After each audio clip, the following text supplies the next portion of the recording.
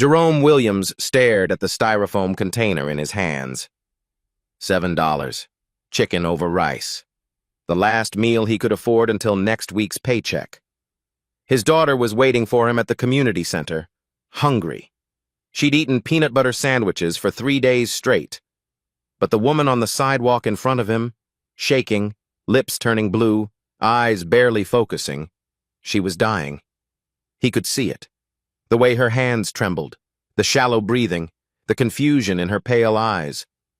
Jerome knelt down in the freezing rain and made a choice. He gave her the food, all of it. What happened next would change everything, because that woman wasn't who she seemed.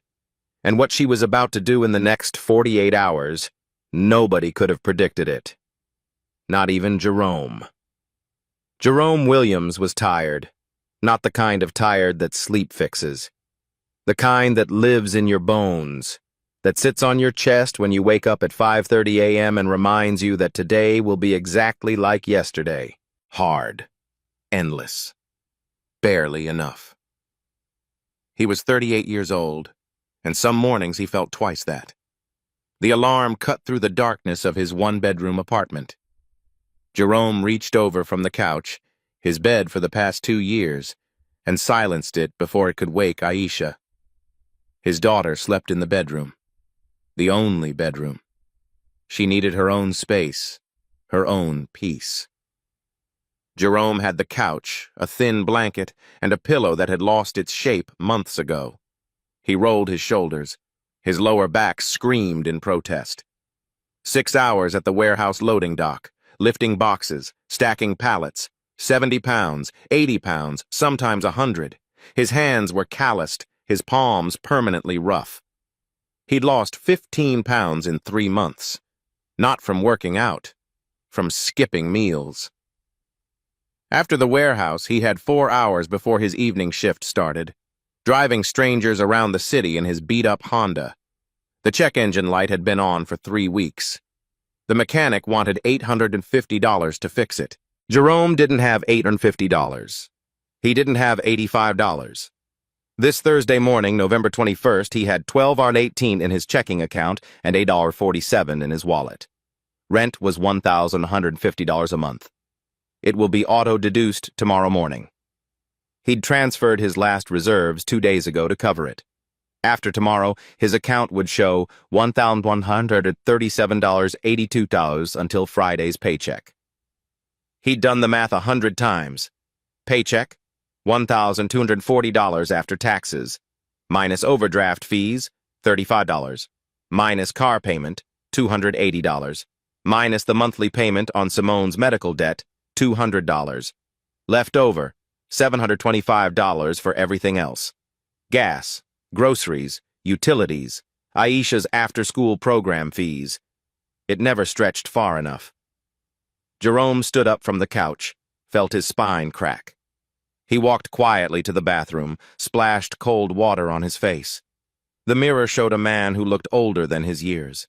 Gray creeping into his hairline, lines around his eyes that hadn't been there 3 years ago. Before Simone got sick, before the hospital bills, the treatments, the desperate hope that drained their savings account and maxed out every credit card. The final 6 months when she couldn't work anymore, when Jerome took on the second job, when they both knew how it would end but kept fighting anyway. She'd been gone for 2 years now. The debt remained. $47,000. Payment plan, $200 a month for 7 more years. Jerome pushed the thought away. He had a shift starting in 40 minutes. In the kitchen, he made coffee. Instant, cheap, bitter. No sugar. They were out. He drank it black, standing at the counter, looking at the artwork taped to every wall. Aisha's drawings, pencil sketches of birds, watercolor sunsets, a portrait of Simone from memory. Her smile, her eyes, the way she used to wear her hair pulled back. His daughter had her mother's talent, that quiet brilliance that turned blank paper into something beautiful. Mrs. Carter, Aisha's after-school art teacher, had pulled Jerome aside last month. "Your daughter is special," she'd said. Really special. There's a regional youth competition coming up. If she enters, if she wins, there's a scholarship. $2,000 towards summer art camp, mentorship with a professional gallery. Jerome had asked about the entry fee. $45 to register, about $60 for the supplies she'd need for the final piece. $105 total. Jerome had started saving immediately. $5 here, $10 there. Tips from rideshare passengers who were feeling generous. The loose change he'd find in the car's cup holders. He kept it in an envelope taped under the kitchen drawer. Currently, $38. The competition deadline was 9 days away. November 30th. He needed $67 more. Aisha had told him 2 weeks ago, "It's okay, Dad. Maybe next year." Her voice was small, understanding beyond her 9 years. She'd learned early not to ask for things they couldn't afford. But Jerome saw how she stopped at the art supply store window on their walks home, how she sketched in the margins of her homework, how something dimmed in her eyes when she said, "Maybe next year." He would find the money, sell something, work extra shifts, skip more meals, whatever it took. This was the one thing he could give her that mattered. Not just art supplies, the belief that her dreams weren't too expensive, that she deserved them. Jerome finished his coffee, checked his phone, 5:52 a.m. He wrote a note for Aisha, left it on the kitchen table. "Breakfast in the cabinet. Love you. Be good at school. Pick you up at 5. Dad." In the cabinet, a box of cereal, nearly empty, some crackers, half a jar of peanut butter. He grabbed his keys, his wallet with $8.47, his work gloves. Outside, the November air bit through his jacket. His breath made clouds in the darkness. The Honda started on the third try. The check engine light glowed orange on the dashboard. Jerome patted the steering wheel. "Just hold on a little longer," he whispered. "Please." The car rattled but moved forward. Jerome drove to the warehouse, the sky still dark, his back already aching, his stomach empty. Just another Thursday. 6 more days until payday. 9 days to find $67. He could do this. He had to. The warehouse shift ended at 2:00 p.m. Jerome clocked out, rolled his aching shoulders, and walked past his supervisor's office. Dan looked up from his computer. "Williams, you look rough, man. Take tomorrow off if you need to." Jerome forced a smile. "I'm good. Thanks." He couldn't afford a day off. Every shift mattered. Jerome walked to his car 2 blocks away. He checked his phone. 2:17 p.m. His rideshare app was open, ready for the afternoon rush. He tapped the login button. Error. Server connection failed. He tried again. Same message. Jerome checked the app's status page. System-wide outage. Estimated fix, 3 to 4 hours. There went $40, maybe $50. Gone. He sat in his car and recalculated. Without those earnings, groceries would be tight this week. More peanut butter sandwiches, more skipped meals. It was fine. He'd been here before. Jerome checked the time, 2:24 p.m. Aisha's program ended at 5 o'clock. He could go home and rest or wait at the library near the community center. Free Wi-Fi, warm. He chose the library. At 4:30 p.m., Jerome walked to the halal food cart near the library entrance. His stomach had been growling for an hour.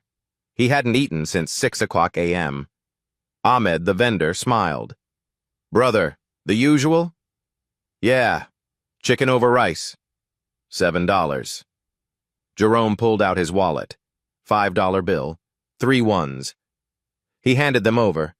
Ahmed packed the food generously, adding extra pita. "You good, brother?" "Always," Jerome said. The container was warm in his hands. He'd split it with Aisha. Save the larger half for her. The temperature had dropped. Earlier drizzle had turned to sleet, 38 degrees. Jerome walked toward the community center. He was early, 20 minutes until pickup. That's when he noticed her. A woman collapsed against the brick wall of the shuttered barber shop next door. White, maybe mid-50s, soaked through in a filthy gray coat. No umbrella, no bag. She was slumped over, shaking violently. Jerome had seen homeless people on this block before. The warming center was 8 blocks away. He started to look away. Not his problem. But then she tried to stand. Her legs gave out. She fell hard onto wet concrete, hands barely catching herself. Her head missed the curb by inches. A small crowd had formed across the street, other parents arriving early. Maybe 8 people. No one moved. One mother pulled her child to the opposite sidewalk. Someone muttered, "Probably high." 2 teenagers filmed on their phones, laughing. The woman wasn't moving now, just lying there in the sleet, trembling. Jerome looked at the food container in his hands, still warm. He looked at the community center doors. Aisha would come out soon. Hungry. He looked back at the woman. Her hand reached out weakly. Her mouth moved, trying to form words. Jerome closed his eyes. Simone's voice, a memory. "If you can help, you help." He walked over, knelt down beside her, careful not to startle her. "Ma'am, can you hear me?" Her eyes fluttered open, pale blue, bloodshot, unfocused but responsive. Up close, things didn't fit. Her shoes, ruined but expensive. Ferragamo loafers, maybe $400 new. Her hair was matted, but underneath he could see professional highlights. Recent ones. A designer purse strap tangled around her wrist. The purse itself was missing. "Ma'am, are you okay?" She tried to speak. Her lips were blue. "Help. Please." Jerome took her wrist gently, checking her pulse like Simone had taught him. That's when he saw it. A medical alert bracelet. Platinum. Expensive. Engraved, Type 1 diabetic. Emergency, check glucose. His stomach dropped. Simone's sister had Type 1 diabetes. He knew these signs. The shaking, the confusion, the pale skin, shallow breathing, hypoglycemia, low blood sugar, life-threatening. "Ma'am, when did you last eat?" One word, barely audible. "Yesterday, morning." Jerome's mind raced. If she hadn't eaten since yesterday morning, she'd have been declining for 30 hours. This was critical. Behind him, the community center doors opened. Kids streamed out. Aisha appeared, portfolio under her arm. She saw her father kneeling and ran over. "Dad, what's wrong?" Jerome didn't look up. "Baby, wait on those steps where I can see you. Just a few minutes." "Is she sick?" "Yeah, she's sick." Aisha stared at the woman, then at the food container. "She needs food, right? Like Aunt Patricia?" Jerome's throat tightened. His daughter understood exactly what was happening, and exactly what it would cost. The woman on the ground, dying from low blood sugar. The food in his hands, their only meal. His phone has 6% battery.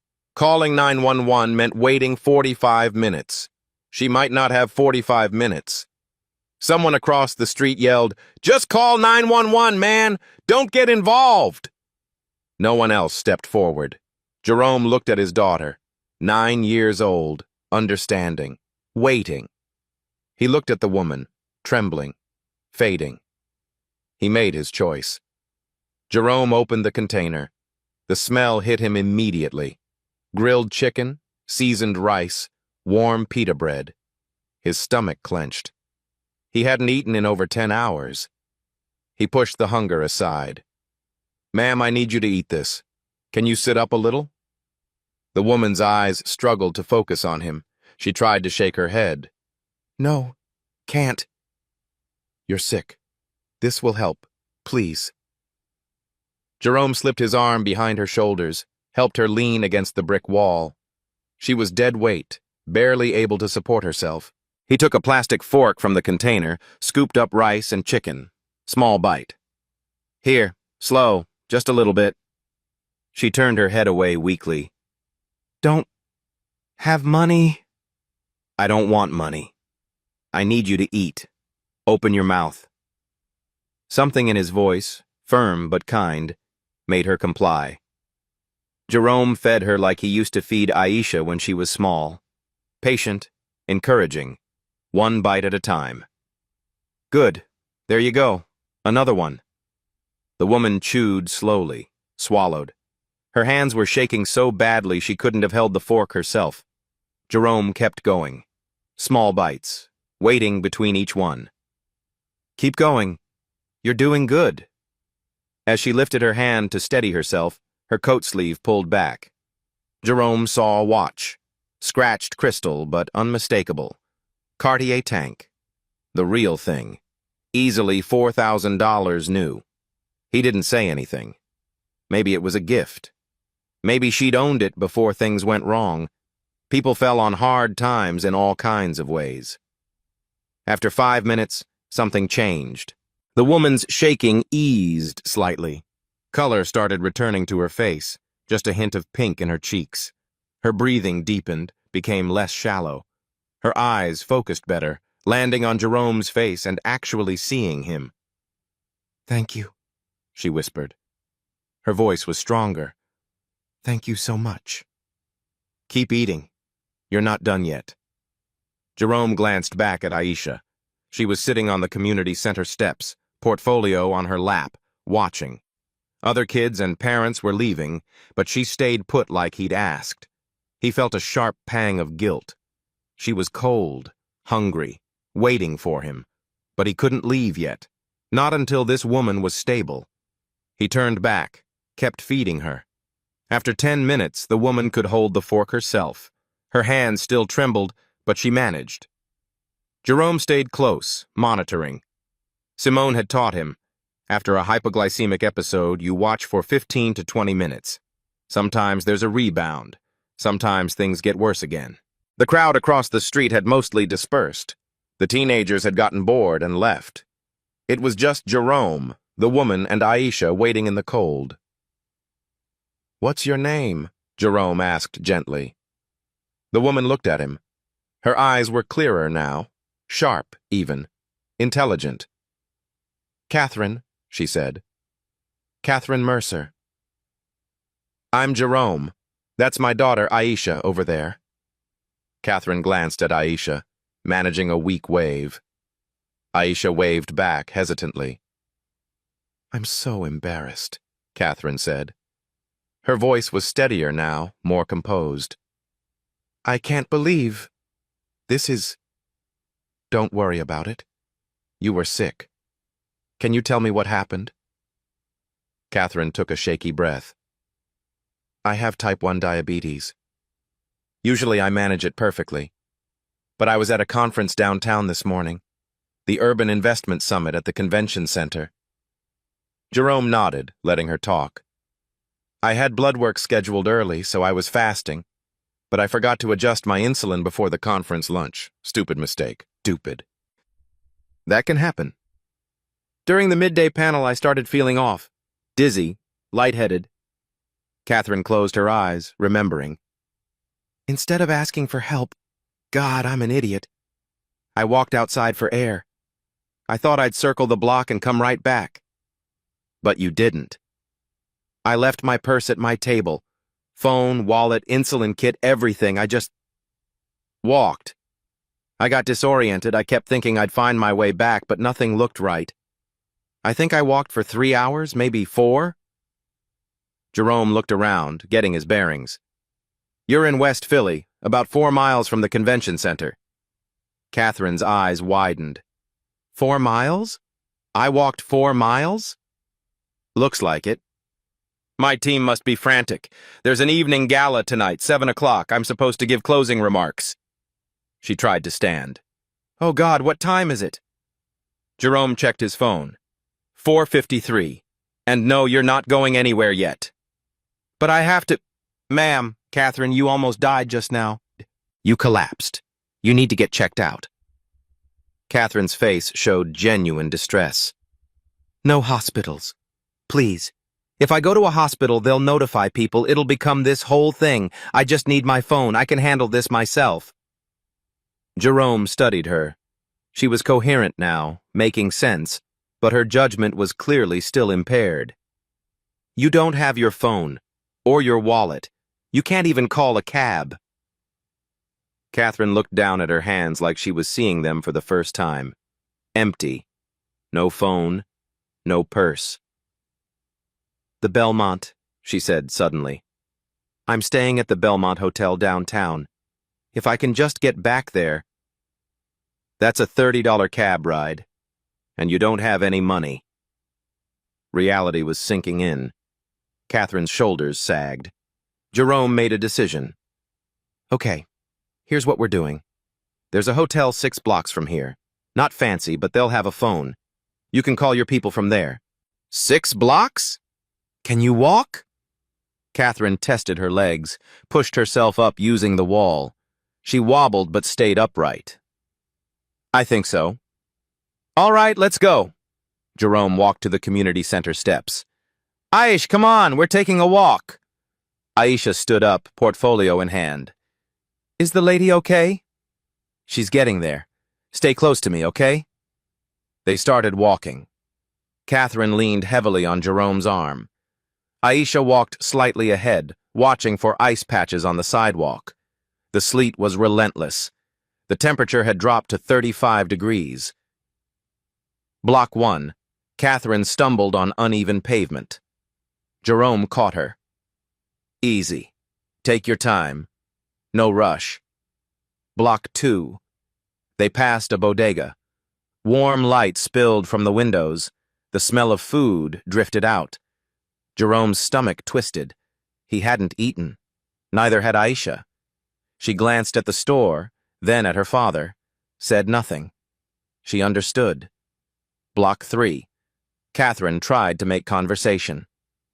Your daughter, she's lovely. You're a good father. I try. Block 4. A gust of wind hit them. Catherine shivered despite moving. Jerome stopped, took off his flannel overshirt, draped it over her shoulders. Now he was in just a t-shirt, 35 degrees. Dad, you'll get sick, Aisha said, worried. I'm okay, baby. Block 5. Something fell from Catherine's coat pocket. A business card, landing in a slush puddle. Jerome picked it up. Heavy cardstock, embossed gold lettering. Catherine Mercer, founding partner, Mercer and Vale Capital Management. Assets under management, $2.7 billion. He read it twice. $2.7 billion. He looked at Catherine. Filthy coat, ruined shoes, barely able to walk. He said nothing. Pocketed the card. Block 6. They turned a corner. And there it was. Not a cheap hotel like Jerome had been thinking. The Belmont Grand Hotel, 20 stories, gleaming glass entrance, gold trim, doormen in uniforms. One of the most expensive hotels in Philadelphia. Catherine straightened up slightly. Oh no, this is my hotel. I'm staying here. Jerome stared at the building, then at her. You're staying here? Presidential suite, Catherine said quietly. Before Jerome could process that, the doorman saw them approaching. His eyes went wide with recognition and alarm. He grabbed his radio, already running toward them. Ms. Mercer! Ms. Mercer! Oh my God! Are you all right? Jerome felt the ground shift under his feet. Ms. Mercer. They knew her. What the hell was happening? The doorman's voice cracked with panic. Ms. Mercer! Thank God! He grabbed his radio. Front desk, Ms. Mercer is here. I repeat, she's returned. Jerome stood frozen, one arm still supporting Catherine, his daughter beside him. The hotel's glass doors burst open. A man in a crisp suit, the general manager, rushed out. Behind him, a woman in sharp business attire, phone pressed to her ear. 2 security guards followed. Ms. Mercer! The general manager's relief was palpable. We've been calling hospitals, police stations. The woman in the suit ended her call. "Catherine, Jesus, we thought—" She stopped, taking in Catherine's appearance. The matted hair, the soaked clothes, the stranger supported her. "I'm fine, Rachel," Catherine said. "Everyone calm down. I had a medical episode, but this man saved my life." All eyes turned to Jerome. He felt suddenly exposed, out of place. The hotel lobby behind them was marble and gold, chandeliers, fresh flowers, people in expensive clothes. And here he was, warehouse worker, wet t-shirt, freezing. The general manager extended his hand. "Sir, we cannot thank you enough. What you've done—" "I didn't do anything special," Jerome interrupted. "She needed help." "Don't be modest," Catherine said. She was standing straighter now, finding her composure. "He gave me his last meal, his and his daughter's only dinner." She looked at Rachel. "What cash do we have?" Rachel's eyes widened. "About 300 in the suite safe." Catherine turned to the general manager. "Can you get me $1,000 cash in 5 minutes?" "Absolutely, Ms. Mercer." "No," Jerome said quickly. "Really, that's not necessary." Catherine's hand gripped his arm. Firm. Strong. "Jerome, you saved my life. You're standing here freezing because you gave me your jacket. Please, let me do this." Aisha tugged Jerome's hand, whispered. "Dad, she's really rich, isn't she?" Jerome whispered back. "Looks like it, baby." Rachel disappeared into the lobby. The general manager was on his phone, speaking urgently about the hotel's safety. Catherine looked at Jerome directly. Her pale blue eyes were sharp now, focused. "I need your contact information." "What?" "Your address. Phone number. Please." Jerome felt uncomfortable. "Ms. Mercer, you don't have to— I'm not letting you disappear. You don't understand what you did." "I gave you some food. That's all." "That's not all." Her voice was firm. "You made a choice most people wouldn't make. That tells me everything about who you are." Rachel reappeared, holding an envelope. 500 from the safe. She held it out to Jerome. He stepped back. "I can't take this. You're okay. That's what matters." He started backing toward the street, pulling Aisha gently. "We should go. You have people waiting." Catherine's voice stopped him. "Rachel, get his information, now." The assistant approached with a notepad and pen. "Sir, please?" Jerome hesitated. He looked at Aisha, shivering, cold, hungry. She nodded slightly. He took the pen, wrote his name, address, phone number.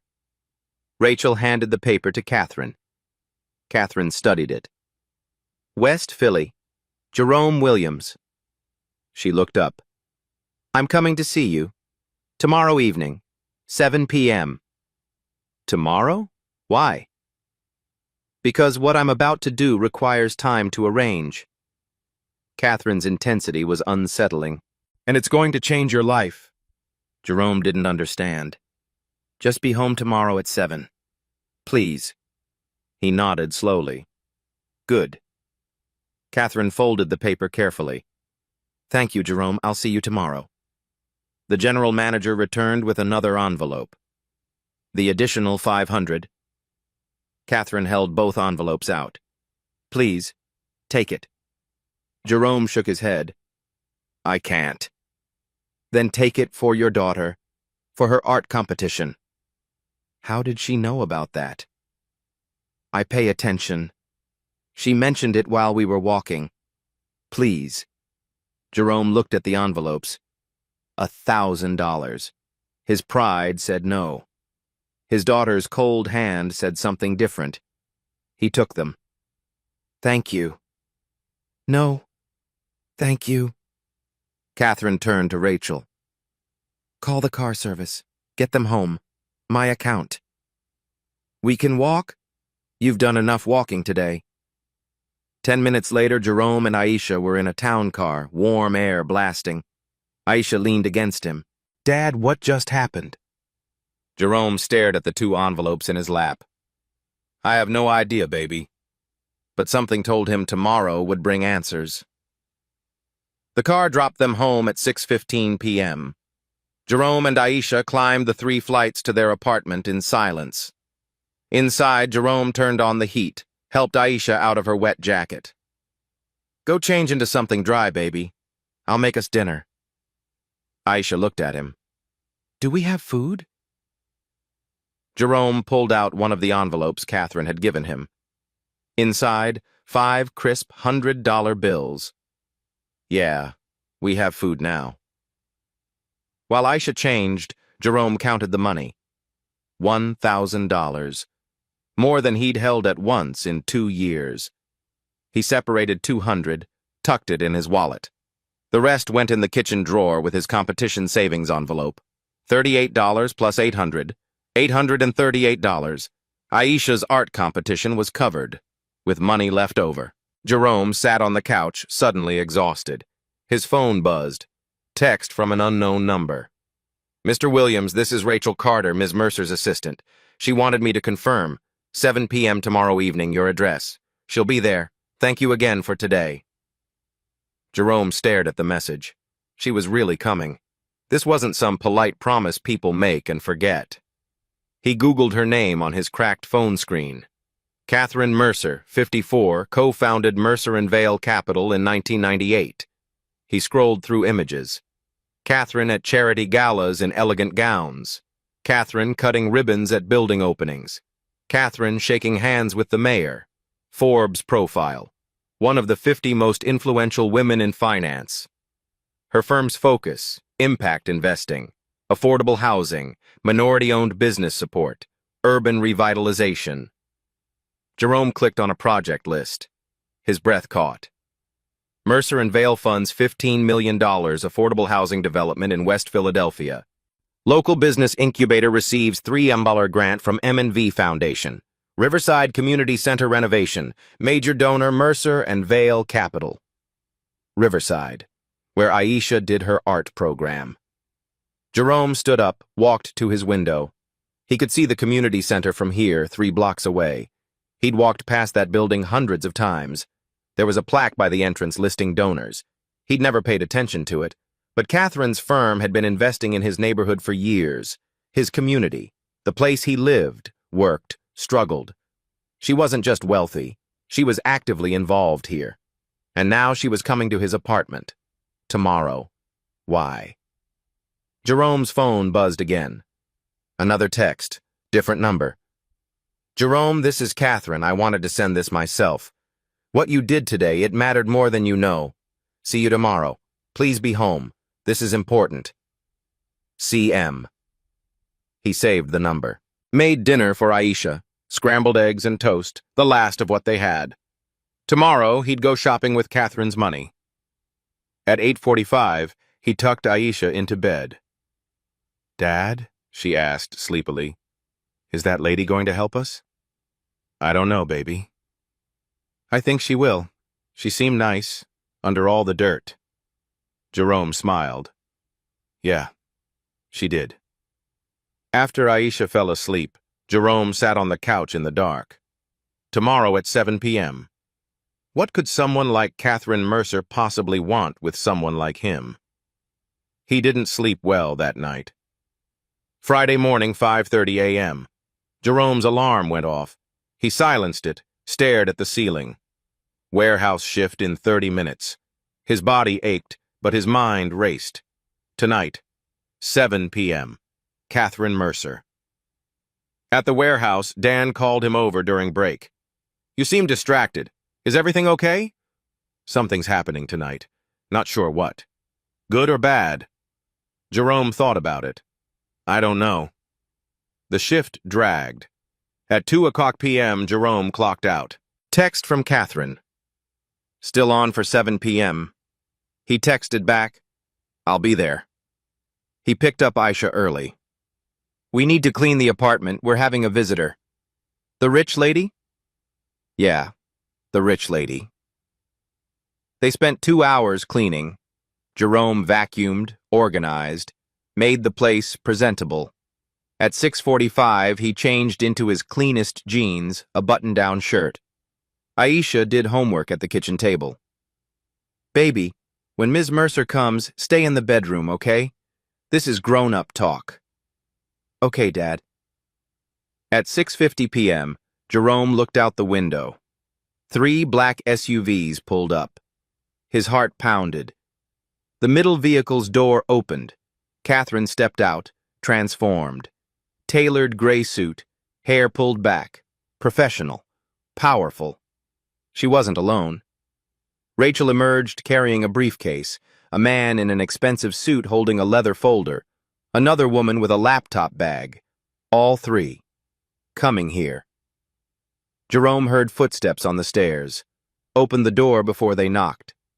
Catherine smiled. "Jerome, thank you for seeing me." "Ms. Mercer." "Please, Catherine." She gestured to the others. "This is Rachel, my assistant. David Cho, my attorney. Lisa Brennan, my accountant." Jerome shook hands, bewildered. "Why do you need an attorney and accountant to thank you?" Catherine's smile widened. "Because what I'm offering requires legal and financial structure. May we come in?" They entered. Catherine noticed Aisha's artwork. "Your daughter is very talented." Aisha peeked from the kitchen. Catherine waved. "Hi, Aisha. Your drawings are beautiful." Aisha smiled shyly, disappeared into the bedroom. Catherine sat on the couch. Rachel and the others arranged themselves nearby. David opened his briefcase. Lisa powered up her laptop. Jerome remained standing, too nervous to sit. "Jerome," Catherine began, "in 26 years I've built my career on one principle: identify people of exceptional character and invest in them. Not businesses. People." Jerome listened. "I look for specific traits: resilience under pressure, empathy despite hardship, moral clarity when no one's watching, wisdom under stress." She leaned forward. "Thursday night, you demonstrated all 4. You were exhausted, broke, hungry, responsible for your daughter. You still chose to help a stranger, not for recognition, because it was right." Jerome's throat tightened. "That tells me who you are. So here's my proposal." David placed a document on the coffee table. "This is an offer of partnership in a new initiative I'm launching, the Character Capital Initiative." Catherine continued. "I'm personally funding it, $10 million, separate from my firm. The goal: identify individuals like you who have exceptional character but lack opportunity, and invest directly in them." Jerome struggled to process. "Invest how?" "I want to hire you as Community Outreach Director." The room tilted. "Your job: live in your community, identify people like yourself who need a chance, help me evaluate them for investment. You'd be my connection to the people who need this most." Lisa spoke. "Salary: $85,000 per year. Full benefits: health, dental, vision. 401k matching. Start date December 1st. $85,000. Jerome's current income: $33,000. Working 80 hours weekly." "But that's not all," Catherine said. David pulled out another document. "As the first hire and proof of concept, you'll receive $150,000 in seed capital. One-time payment, transferred to your name." Jerome sat down heavily. $150,000? "Yes, for debt elimination, housing security, business startup, education, emergency fund, whatever creates stability for you and your daughter." Catherine's eyes were intense. "No interest, no repayment timeline. One covenant: stay in your community. Use your resources to lift others. In 5 years, mentor at least 2 people. Pay it forward, not back." Jerome's hands shook. "Why me? I'm nobody. I work in a warehouse. I'm drowning in debt. I'm not special." Catherine's expression softened. You're wrong. Thursday night, you had $8.47. A hungry daughter waiting. You gave your last meal to a stranger who had nothing to offer in return. She paused. That's not desperation. That's character. And character like yours is rarer than wealth, rarer than degrees or credit scores. Lisa turned her laptop. Your medical debt is $47,000, correct? Jerome nodded. How did they know? With $150,000, you eliminate that immediately. Frees up $200 monthly. The remaining $103,000 covers better housing, emergency fund, seed capital for ventures. What if I fail? Jerome whispered. What if I'm not good at this? What if I lose the money? Catherine leaned forward. Then we figure it out. This isn't a loan. You won't owe me anything. If ventures fail, the salary continues. You keep the debt payoff. This is an investment in you, not a contract with penalties. Jerome felt tears burning. I need to tell you something, Catherine said quietly. About Thursday. Okay. I wasn't as disoriented as I seemed. The crisis was real, but I came faster than I let on. After you fed me, I was coherent enough to notice things. Your worn shoes, your daughter's thin jacket. I could have revealed who I was, offered money right there. Why didn't you? I needed to see what you'd do next. Would you ask for something? Leverage the situation? So many would have. But you walked me to safety, refused cash, tried to disappear. That's when I knew. You were testing me. Hurt crossed Jerome's face. Observing. You passed a test you didn't know existed. Silence. Does that change your answer? Catherine asked. Jerome thought. Then, no, I'd do it again, even knowing, because I helped someone dying. That's all that mattered. That's all that matters now. Catherine smiled warmly. That's exactly the right answer. Jerome sat in silence, staring at the documents on his coffee table. The words blurred together. 85,000, 150,000. Character Capital Initiative. It sounded impossible. Catherine watched him patiently. Rachel, David, and Lisa waited. I don't know what to say, Jerome finally managed. You don't have to say anything yet, Catherine said gently. But I'd like to walk you through the practical details, so you understand exactly what this means. David opened the contract folder. The employment agreement is straightforward. 3-year guaranteed term, renewable. Salary paid bi-weekly. Benefits start immediately. Full health coverage for you and your daughter, dental, vision, 401k with 4% employer match. Lisa pulled up a spreadsheet on her laptop. The seed capital structure is separate. $150,000 transferred to a dedicated account in your name within 10 business days of contract signing. No interest, Catherine added. No repayment schedule. The only restrictions, it can't be used for luxury purchases, cars over $30,000, jewelry, speculation. It must be for stability and growth. Jerome's mind was spinning. The $47,000 in medical debt. I could pay that off immediately? Yes, Lisa said. We actually recommend you do that first. It eliminates $200 in monthly payments, frees up cash flow immediately. And I'd still have $103,000 left? Correct. The math was staggering. Jerome had never had more than $2,000 in savings at once, ever. What about my current jobs? He asked. When would I quit? Give 2 weeks' notice once you've signed, Catherine said. We'll cover any gap in income if needed. Your first paycheck from us will arrive December 1st.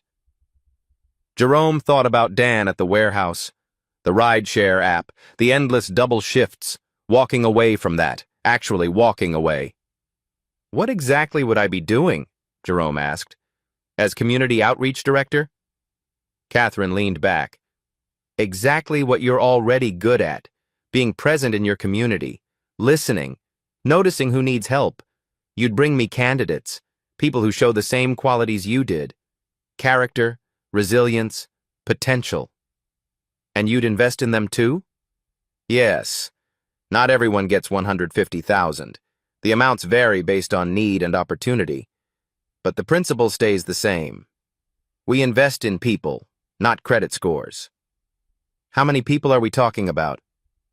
I'm starting with 6 recipients per year.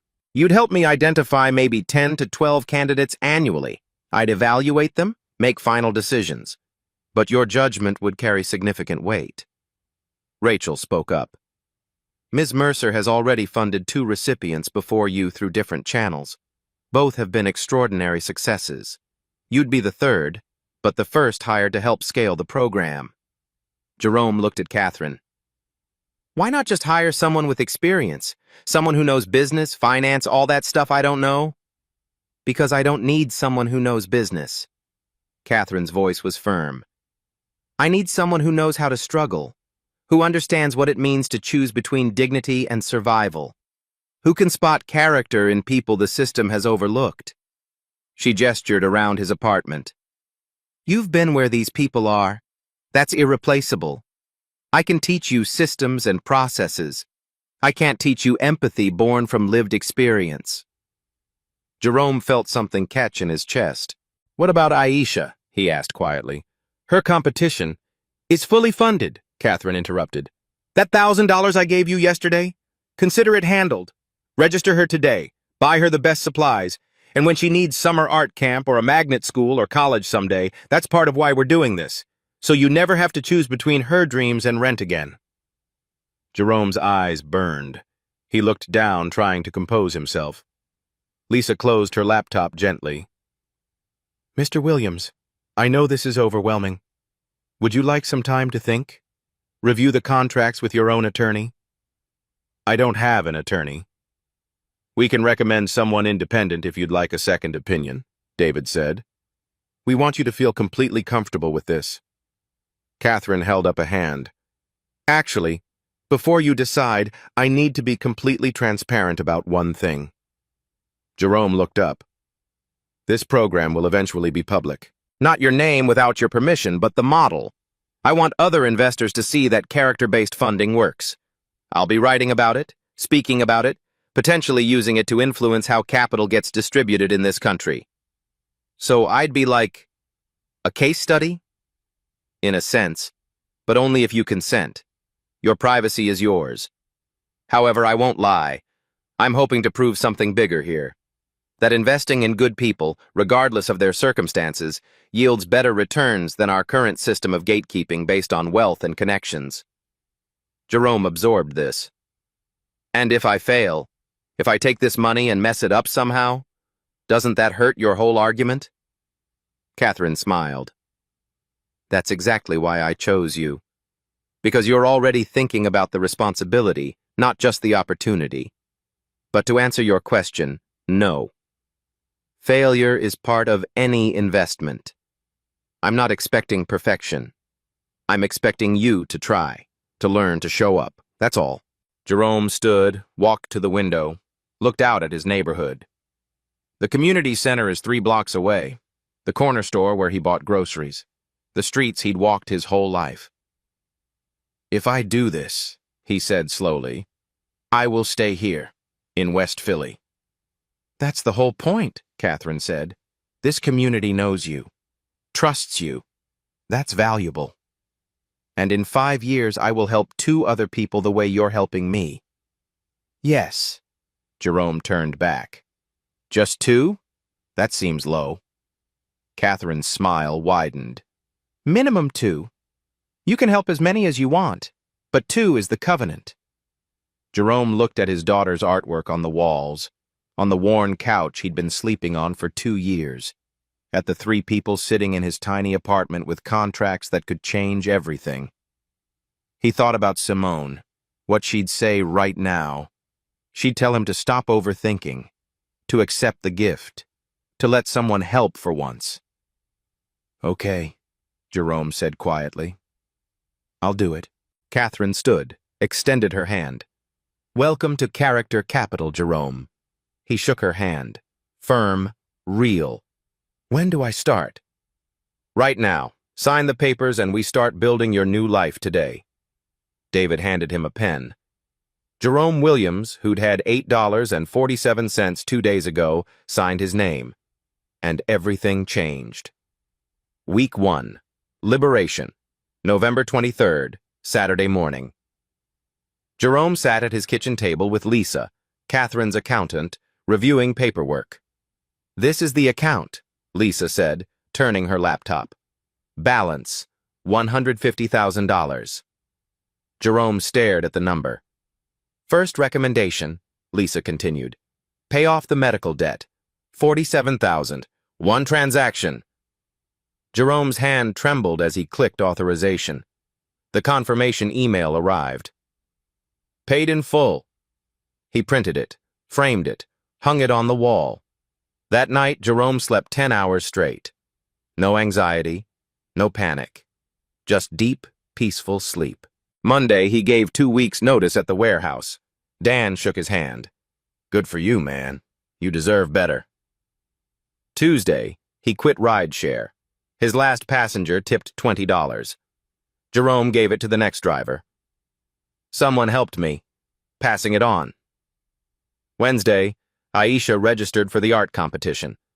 Jerome bought professional supplies, real paints, quality brushes, good canvas.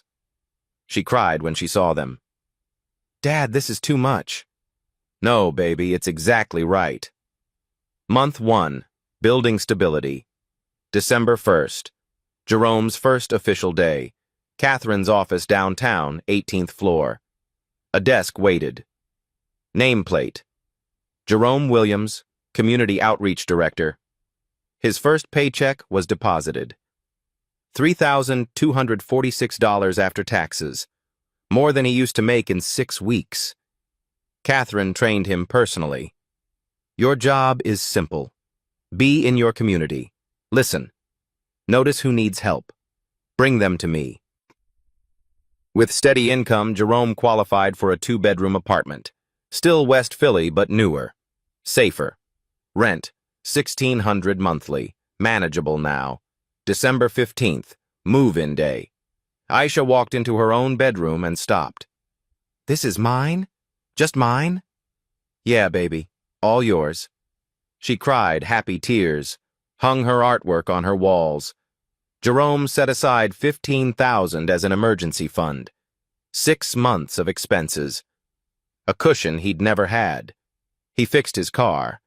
$850, paid cash, check engine light off. Christmas came.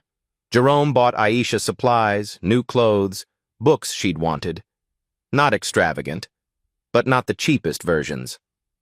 She hugged him until he couldn't breathe. Month 3. The ripple begins January. Jerome identified his first candidate. Shanice, single mother of 3, 2 jobs, hotel housekeeping, night security, taking online courses for her nursing degree. Jerome noticed her bringing groceries to elderly neighbors, despite barely having enough herself. He learned her story. 1 class from graduating. 3 years stuck. Couldn't afford $4,800 for final semester tuition. Jerome brought her to Catherine. Catherine listened, evaluated. Decision. Fund her. Tuition plus $10,000 buffer so she can quit 1 job and finish. Shanice received the news in Catherine's office. She sobbed. "This isn't real." "It's real," Jerome said. "Someone helped me. Now we're helping you." Shanice graduated in May. Pennsylvania Hospital hired her. $68,000 starting salary. She called Jerome, crying. "You changed my life." "No, you changed your own life. We just removed the barrier." February. Second candidate. Darnell, 19, aged out of foster care. Brilliant with computers, homeless, couch surfing. Catherine funded coding boot camp, $12,000, plus 6 months housing stipend. April. Darnell landed a junior developer job. 35,000 salary, his own apartment. The pattern repeated. Word spread quietly. That guy Jerome? He's helping people now. Month 6. Recognition. April. A local reporter heard about character capital. Feature article. From broke to benefactor. How one act of kindness sparked a movement. Jerome was uncomfortable but agreed to interview. He talked about Catherine, Shanice, Darnell. The philosophy. We invest in character, not credit scores. Catherine's quote. Jerome proved my theory. People with strong character and limited resources make exceptional investments. They multiply opportunities. May. The city council recognized character capital publicly. Catherine and Jerome attended. Aisha sat in the audience, beaming. Her competition result, second place, $1,000 scholarship. Acceptance to summer art intensive. Jerome signed the permission slip with tears. The intensive led to more, Magnet Arts high school scholarship offer for 7th grade. Mrs. Carter predicted top art colleges in Aisha's future. Jerome believed her. 6 months ago, he had $8.47, slept on a couch. Choose between food and dreams. Now, stability, purpose, ability to help others climb. And it started with one choice, one meal, one stranger who wasn't a stranger at all. 1 year later, November 21st evening, temperature dropping, light rain turning to sleet. Jerome drove through West Philly in his modest Camry. Reliable, practical, nothing flashy. He was finishing community visits, heading home for dinner with Aisha. He passed Riverside Community Center, the exact spot where everything changed. Jerome pulled over, parked, got out. He stood on the sidewalk, remembering. The cold. The woman collapsed against the wall. The impossible choice. The moment that rewrote his entire life. A young man sat on the curb nearby, maybe 20, Latino, skinny, shivering in an inadequate hoodie. He was staring at a dead phone, looking lost. Jerome walked over. Hey man, you okay? The young man looked up. Brown eyes, exhausted, defeated. Car broke down. Phone died. I'm supposed to be at a job interview downtown in 30 minutes. His voice cracked. I'm screwed. Jerome heard his own voice from a year ago. Broke, stressed, trying so hard. What's your name? Miguel. Miguel, where's the interview? City Hall. Some nonprofit. Entry-level position. Miguel laughed bitterly. Probably doesn't matter now. I'm going to be late. They won't hire someone who can't even show up on time. Jerome didn't hesitate. Get in my car. I'll drive you. Miguel's eyes widened. What? Seriously? Yeah, come on. We can make it if we leave now. In the car, Miguel was quiet at first. Then, I don't understand. Why are you helping me? Because someone helped me once, when I needed it most. They talked during the drive. Miguel's story spilled out. Unemployed for 8 months, living with his grandmother in a one-bedroom. This interview was for $32,000 a year. Not much, but it would change everything. I just need a shot, Miguel said quietly. Just one chance to prove I can do it. Jerome knew that feeling, intimately. They arrived with 5 minutes to spare. Miguel started to get out, turned back. Man, I don't know how to thank you. I can't pay you or anything. Jerome cut him off. You don't pay it back. You pay it forward. Someday, when you can, help someone else. He reached into his wallet, pulled out a business card. Character Capital Initiative. His name was embossed on it. Whether you get this job or not, call this number next week. There's someone I want you to meet. Miguel took the card, confused. Who? Jerome smiled. Someone who believes in people like you. People like me. Just call. Miguel stared at the card, then at Jerome. Thank you. Really. Thank you. He ran into the building. Jerome watched him go, saw Miguel straighten his shoulders, lift his chin. Hope. Jerome pulled out his phone, texted Catherine. Found another one. Kid named Miguel. Reminds me of myself last year. When can you meet him? Catherine's response came immediately. Tomorrow if he's free. You have good instincts. Trust them. Jerome drove toward home. Aisha would be waiting, probably doing homework, maybe painting. Their two-bedroom apartment with heat that worked and a fridge full of food. He thought about the year, the impossibility of it. How one choice, one meal given away, had cascaded into all this. Catherine had seen something in him that night, something he hadn't seen in himself. And now he got to do the same for others. Find the Miguels, the Shanices, the Darnells, people the system overlooked, people with character but no opportunity. Jerome passed the spot where he'd met Catherine again. On the wall, a small plaque had been installed last month. City Initiative. In honor of everyday heroes who choose compassion. Jerome smiled. Drove home. Ready to do it all again tomorrow. Jerome Williams gave away his last meal to a stranger. What happened next wasn't magic. It was choice. Catherine chose to see his character. She chose to invest. Jerome chose to accept help, then multiply it. Miguel will choose what to do with his opportunity. And now it's your turn. Here's what I know. You don't need millions to change a life. You just need to notice who needs help. And choose not to look away. This week, look for your moment. Buy someone's meal. Give your coat to someone shivering. Listen to a stranger's story. Small acts create big ripples. If Jerome's story moved you, share this video. Hit that like button. Subscribe for more stories that prove character still counts. And drop a comment. What's one kind thing you'll do this week? Because the world needs more people who act when no one's watching. Be that person.